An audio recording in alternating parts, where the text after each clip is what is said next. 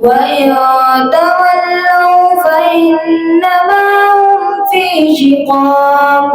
فسيكفيكهم الله وهو السميع العليم صبغة الله ومن أحسن من الله صبغة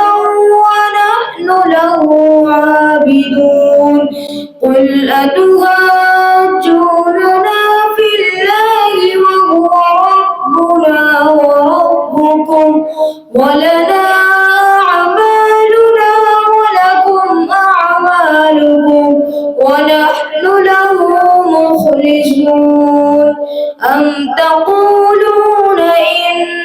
إبراهيم وإسماعيل وإسحاق ويعقوب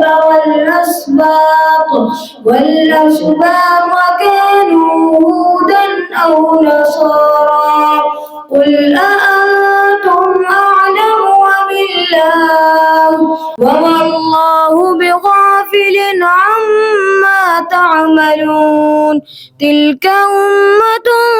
قد خلت لها ما كسبت ولكم ما كسبتم ولا تسألون عما كانوا يعملون